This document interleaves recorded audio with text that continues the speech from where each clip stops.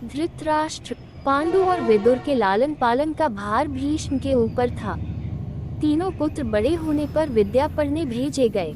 धृतराष्ट्र बल विद्या में, पांडु धनुर्विद्या में तथा विदुर धर्म और नीति में निपुण हुए। युवा होने पर धृतराष्ट्र अंधे होने के कारण राज्य के उत्तराधिकारी न बन सके। विदुर दासी पुत्र थे, इसलिए पांडु को ही हस्तिनापुर का राजा घोषित किया गया। भीष्म ने धृतराष्ट्र का विवाह गांधार की राजकुमारी गांधारी से कर दिया। गांधारी को जब ज्ञात हुआ कि उसका पति अंधा है तो उसने स्वयं अपनी आंखों पर पट्टी बांध ली। उन्हीं दिनों यदुवंशी राजा शूरसेन की पोषित कन्या कुंती जब सयानी हुई तो पिता ने उसे घर आए हुए महात्माओं की सेवा में लगा दिया। पिता के अतिथि गृह में जितने भी साधु महात्मा, ऋषि मुनि आदि आते, कुंती उनकी सेवा मन लगा कर किया करती थी। एक बार वहां दुर्वासा ऋषि आ पहुँचे।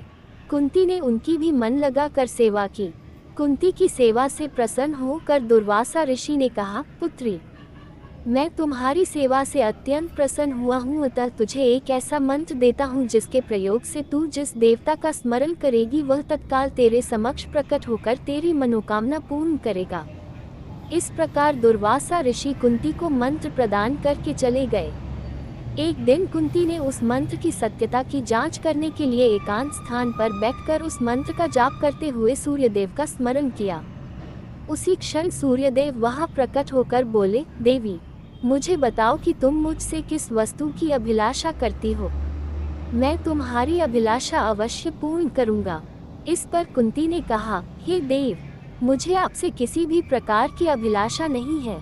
मैंने तो केवल मंत्र की सत्यता परखने के लिए ही उसका जाप किया है।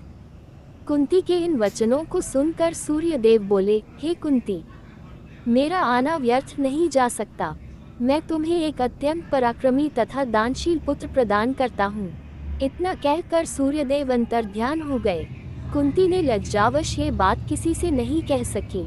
समय आने पर उसके गर्भ से कवच कुंडल धारण किए हुए एक पुत्र उत्पन्न हुआ। कुंती ने उसे एक मंजूषा में रखकर रात्रि बेला में गंगा में बहा दिया। वह बालक बहता हुआ उस स्थान पर पहुंचा जहां पर धृतराष्ट्र का सारथी अधीर्त अपने अश्व को गंगा नदी में जल पिला रहा था। उसकी दृष्टि कवच कुंडल धारी शिशु पर पड़ी। अधीर्त निसंतान था, इसलिए उसने बालक को अपने छाती से लगा लिया और घर ले जाकर उसे अपने पुत्र के जैसा पालने लगा। उस बालक के कान अति सुंदर थे, इसलिए उसका नाम कर्ण रखा गया। कालांतर में कुंती का विवाह पांडु के साथ हो गया। मध्य देश के राजा ने भी पांडु के पराक्रम से प्रभावित होकर अपनी कन्या माद्री का विवाह पांडु के साथ कर दिया।